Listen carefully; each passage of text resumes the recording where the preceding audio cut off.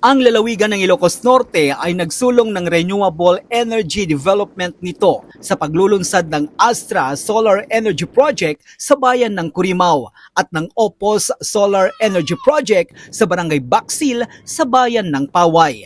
Ang parehong mga proyekto sa pangunguna ng Astra Solar Energy Corporation at Opos Solar Energy Corporation sa ilalim ng Vena Group ay bahagi ng lumalawak na portfolio ng mga namumuhunan sa malinis na enerhiya ng lalawigan na higit na nagpapatibay sa posisyon ng Ilocos Norte bilang isang nangungunang renewable energy hub sa bansa.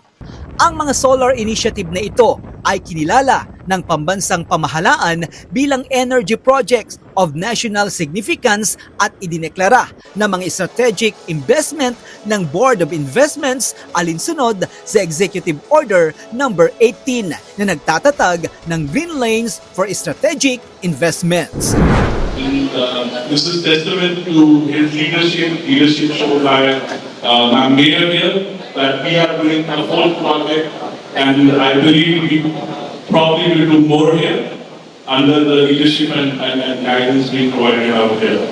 There are a few friends here as well who have helped us along the way. We have got our EPC contractor who's doing a good job here, and we plan to bring this project online before the end of the year. We have all the national government agencies who have been helping us and bringing the project along and trying to make sure that we are contributing in this tough time of energy crisis. We are able to go and contribute towards Philippines' energy security in a meaningful way. Binibigyan diin ng pagtatalaga ang kritikal na papel ng mga proyekto sa pagsusulong ng pambansang seguridad sa enerhiya, pagpapabilis ng paglipat sa malinis na enerhiya at pagmamaneho ng napapanatiling paglago ng ekonomiya. Ang pagtatatag ng mga solar facility na ito ay itinatayo sa matibay na pundasyon ng Ilocos Norte sa renewable energy, particular sa wind at solar power na naglalagay sa probinsya sa unahan ng pagbabago ng bansang Pilipinas. Binigyan diin ni Vice Gobernador Matthew Marcos Manotoc ang kahalagahan ng proyekto bilang produkto ng matibay na pagtutulungan ng gobyerno, pribadong sektor at mga stakeholder ng enerhiya.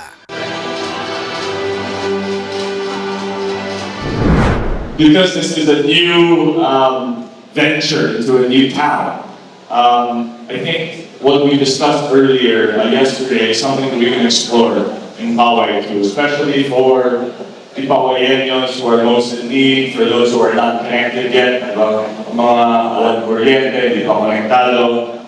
These are for me, the people that we should really help, students. Because the last thing we want is for the community to see 300 megawatts of solar and yet not to feel the benefit and not even be able to pay their electricity bills. So I think let's do a program for the poorest of the poor in Paway to make sure that they're connected and maybe even give them some solar. So that they can use solar energy, they can feel the difference and the benefits of solar power. Sa pamamagitan ng masaganang likas na yaman at aktibong lokal na pamamahala, ang Ilocos Norte ay patuloy na umaakit ng mga malalaking namumuhunan na nakahanay sa mga pambansang prioridad sa pagpapanatili at katatagan. Nagpasalamat naman si Mayor Sheila Galano sa Opos Solar Energy at sa mga namamahala ng Ilocos Norte sa napakalaking proyekto na ito para sa kanilang bayan at sa probinsya. I and we, the people of Paway, would like to personally acknowledge and thank our Vice Governor, Honorable Macho Marcos Manotoc, sir. Palakpakan tayo ako, Vice Governor.